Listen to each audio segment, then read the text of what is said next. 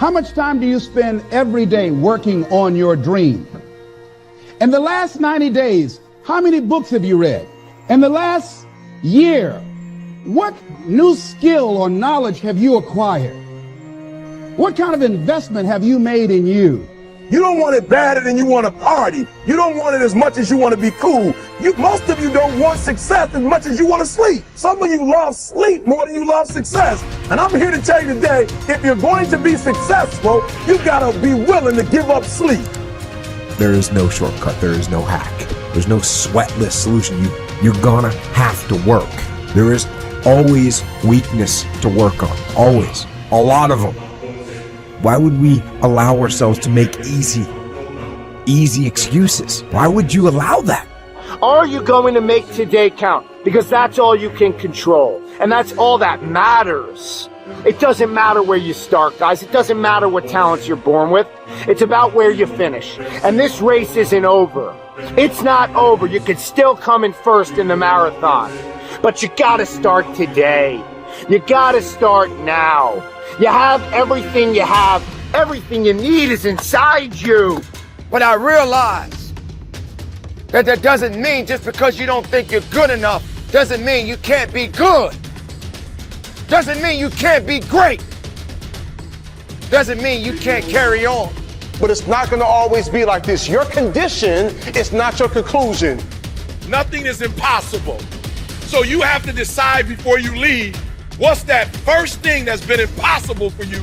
I want you to attack it and overcome it. Because if you run from the adversity that you're going through today, you'll forever be at that level in which you're going through for the rest of your life.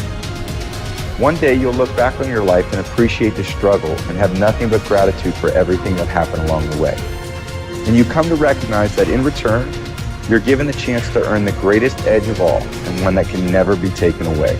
You have enough right now to change your life. You have enough right now to flip this world upside down. You have enough. You got enough power. You got enough anointing. You got enough grace. You got enough patience. You got enough gifting to make your money, get out of debt, get yourself together, and change everything about your world. Realize that you have the ability to make an impact. You have an opportunity to change that story in your head. Put yourself out there, because when you do, amazing things happen. The essence of life is growth. The essence of life is growth, to do the best you can. And here's what's interesting. Humans are the only life form that will do less than they possibly can. Humans are the only life form that will settle for less.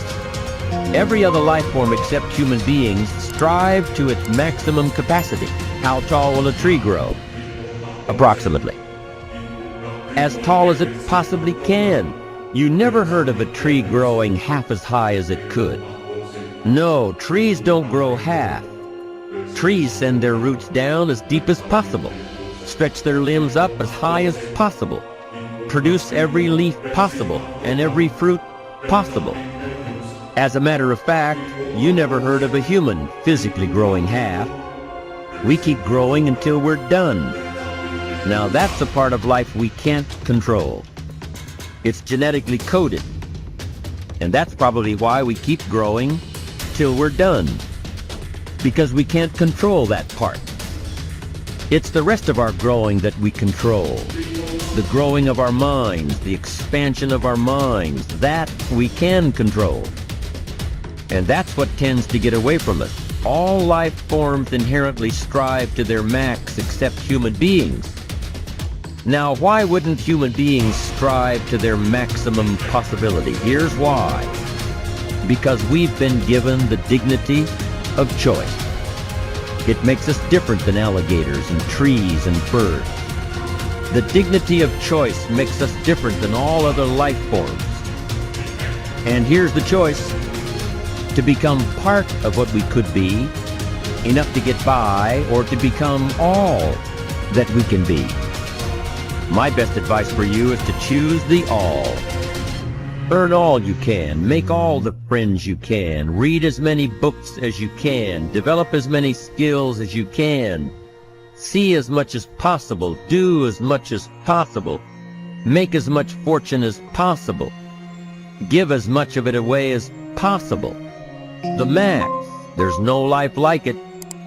I'm telling you, once I got on track, I've never looked back. Pick up the challenge. Go for it. Take the best of the two easies. Take the route of it's easy to get ahead. It's easy to do all you can. It's easy to succeed. It's easy to have financial freedom. The more you do, the more you get. See, if you're playing it safe, you're not going to win. If you're playing it safe, like that old saying, you know, you were taught when you're a little girl, better to be safe than sorry. Well, that's a bunch of crap. It's not better to be safe than sorry. It's by trying things that you figure out how far you can go. You got to get outside the box. Like it's reported, Edison tried 3,000 ways before he built the incandescent light. He said he didn't fail 3,000 times. He said there was 3,000 different steps to building a light bulb. Well, there's different steps to get to where you're going. And I really do treat winning and losing exactly the same. I do not let it upset me. Do you think that's a big part of why you're so successful? Well, it's part of why I enjoy it. Yeah, I think it is, because I'll try anything. Like if I'm into an idea, the idea of losing never enters my mind. See, I have worked with giants. I had the good fortune of working with Sir Edmund Hillary. He was the first man to stand on top of the world. And I worked with him on 3 different occasions.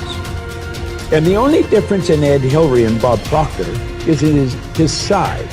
Now, he's gone now, but he was a big man. And he shook hands with me. His hand wrapped right around mine. I felt like a dwarf, you know. And talking to him, like it never entered his mind he wouldn't get to the top of the mountain. But he failed in 1951. He failed in 1952. It wasn't until 1953 that he got to the top of the mountain. You know, people had died for centuries trying to do that. He said, I knew if I could see it in here, I could hold it out here. Stella Mann wrote that in a book. You can see it in your head, you can hold it in your hand. And that's right. And if you're not prepared to lose, you're never going to win, because you're always playing it safe. And there's no reward in that. Dare to go forward. Winston Churchill once said, courage is rightly considered the foremost of the virtues, because upon it all others depend. Courage is the chief distinguishing characteristic of the true leader. It is almost always visible in the leader's words and actions. It is absolutely indispensable to success, happiness, and the ability to motivate other people to be the best they can be. Follow through on your vision. In a way, it is easy to develop a big vision for yourself and for the person you want to be. It is easy to commit yourself to living with complete integrity. But it requires incredible courage to follow through on your vision and on your commitments. You see, as soon as you set a high goal or standard for yourself, you will run into all kinds of difficulties and setbacks. Refuse to compromise. You will be surrounded by temptations to compromise your values and your vision. You will feel an almost irresistible urge to get along by going along. Your desire to earn the respect and cooperation of others can easily lead to the abandonment of your principles. And here is where courage comes in. Stick to your principles. Courage combined with integrity is the foundation of character. The first form of courage is your ability to stick to your principles, to stand for what you believe in and to refuse to budge unless you feel right about the alternative. Courage is also the ability to step out in faith, to launch out into the unknown, and then to face the inevitable doubt and uncertainty that accompany every new venture. Avoid the comfort zone. Most people are seduced by the lure of the comfort zone. This can be likened to going out of a warm house on a cold, windy morning. The average person, when he feels the storm swirling outside his comfort zone, rushes back inside where it's nice and warm. But not the true leader. The true leader has the courage to step away from the familiar and comfortable and to face the unknown with no guarantees of success. It is this ability to boldly go where no man has gone before that distinguishes you as a leader from the average person.